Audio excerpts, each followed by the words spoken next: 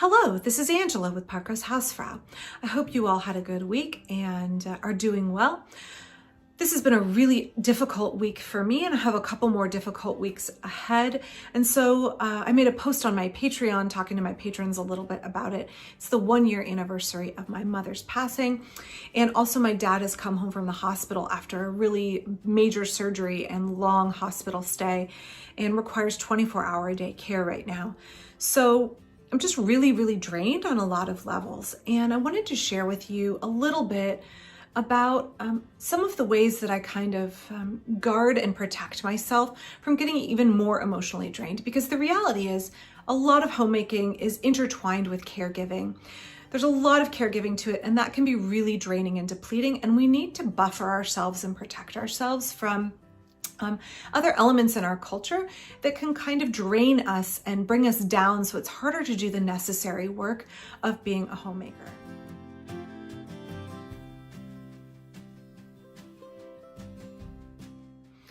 Now, I do want to clarify, this channel is not just for those of you that are full-time homemakers. Obviously, I'm a business owner and a homeschool mom, as well as a homemaker and a caregiver for my father. But it's for anybody who's interested in traditional domestic arts, anybody who's interested in traditional skills and domestic craft, particularly if you are focused on frugality and ecological consciousness, right? So I don't want you to feel that you can't access this channel unless you are a full-time homemaker. I would hope the things we talk about here are helpful to anybody who has those kinds of shared interests.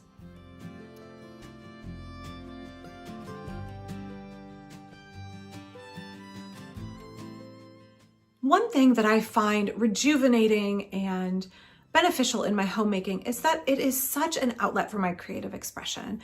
I made a video on this recently where I talked about how sewing is one of those things that I find is not only frugal and helpful practically around the home, but it also just really brings an element of peace and an element of kind of recharging to my life. So homemaking allows us so many outlets for our creativity, whether it's through our cooking and baking, whether it's through the way we decorate our homes and the way we craft around the home, sewing, knitting, painting, drawing, all kinds of things. I would love to hear about what your domestic crafts are and hobbies that you find enriching in your life. So share those with me. I'd love to hear about what you feel benefits you.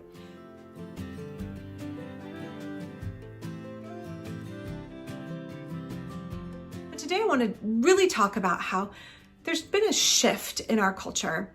Those used to be really private things that we did in the sphere of our home, or if they were clothes we made, folks who saw us out and about town would see what we were wearing. But we live in a very harshly, openly public time where we have the opportunity through Instagram and other social media to share our crafts, and that's really good on one hand. It's like really awesome to get that positive feedback from folks about what you've made and how they think it's beautiful or they find inspiration from it, to get that positive feedback so that you enjoy the things you're making, but also maybe they can be beneficial to somebody else who gets inspiration or just enjoys looking at them. And it's really nice to hear compliments about the things that we've made and done, right? That feels good to everybody. But there's this other flip side of the coin here where everything that we make, whether it's a drawing that we make that we hang up in our home, whether it's curtains that we sew, whether it's a birthday cake we make for one of our kids, those are suddenly open to be viewed by thousands and thousands of people. I'm always shocked when I post something on Instagram and a complete stranger will comment, and I'll get many likes from folks that don't follow my Instagram, or that I don't know in real life, or that I don't know and interact with on social media. Those things, when we put them out into the internet space, are open for public consumption and criticism.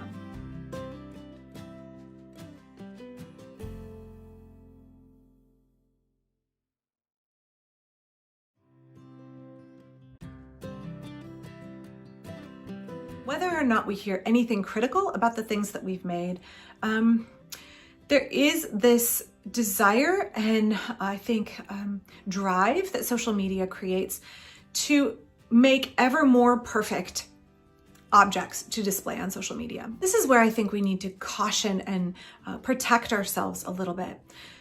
There's this ever shifting wave on social media to have the professionalism of our hobbies, right? To make our hobbies be something where we need to churn out a perfect craft, a professional level craft, in order for them to be lauded or scrutinized by others, where it's very performative, it's very high pressure, whether we're putting that pressure on ourselves or just the general cultural trend on social media is that we see things that are very highly produced, very professionally photographed, very skillfully and carefully made.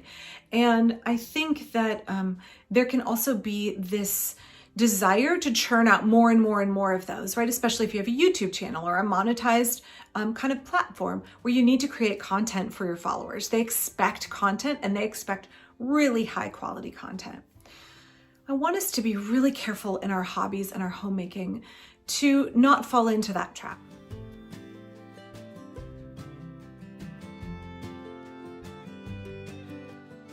To know that it's okay to make things that are really imperfect, to make things that have flaws in them, to make things that we are making because we enjoy the creative process and not even the product, or to let ourselves make something and know that it's going to be really flawed and full of errors and be okay with that.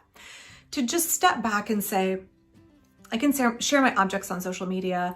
I can not share them. I can look at what other people create on social media and know that I don't have to compare it to the things I make and use in my home, that it's not competitive, that our hobbies in our homemaking, our creative practices in our homemaking are not competitive, and that it just feels good to make something. In fact, I thought while doing some research for this video, I thought of the Mr. Rogers meme that is just so touching and so beautiful, where he's getting crayons out and he's drawing a house. And he says, I'm drawing this and it doesn't look very good, but that's okay. It's really important that I make something. It feels good to make something.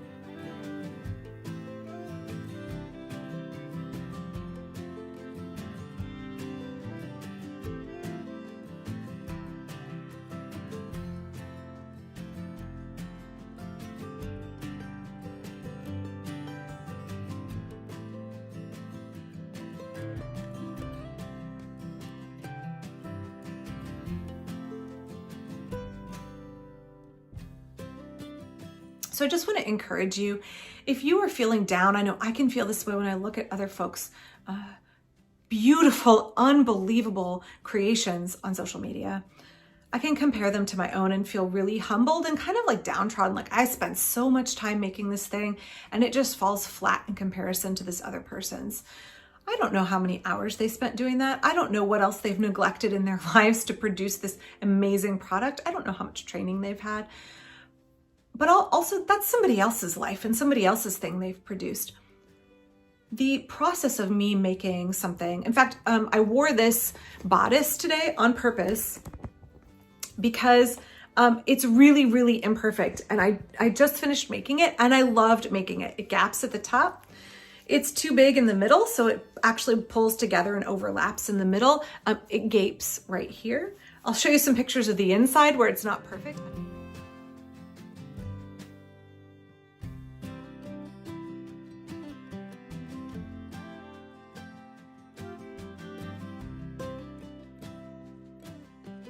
I made this out of an old curtain and out of some scrap fabric that I bought at the thrift store probably 20 years ago.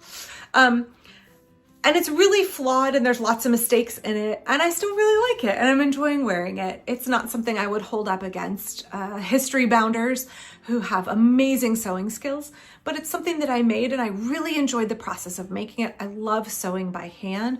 So everything on here is sewn by hand except the boning channels that I put in are done by machine, but everything else was done by hand.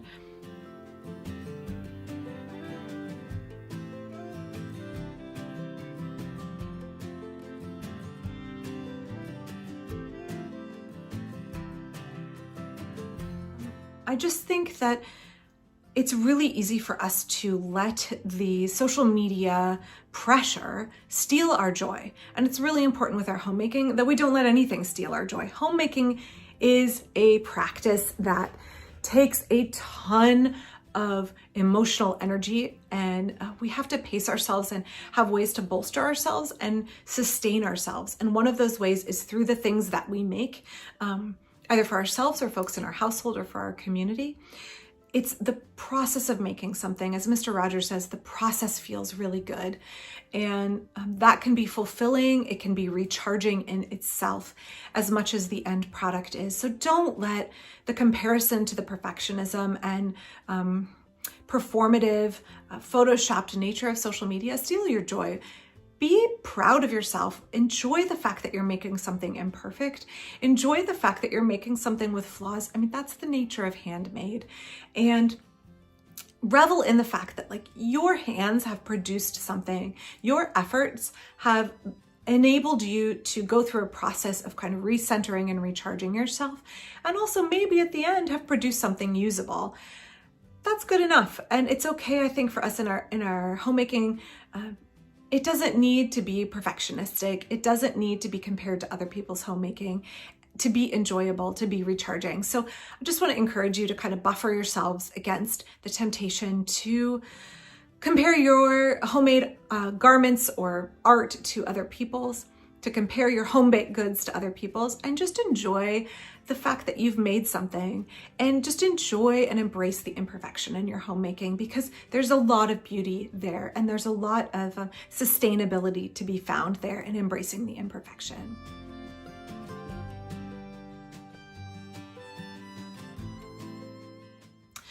So I'm gonna head out now. I have to actually take my kid to class.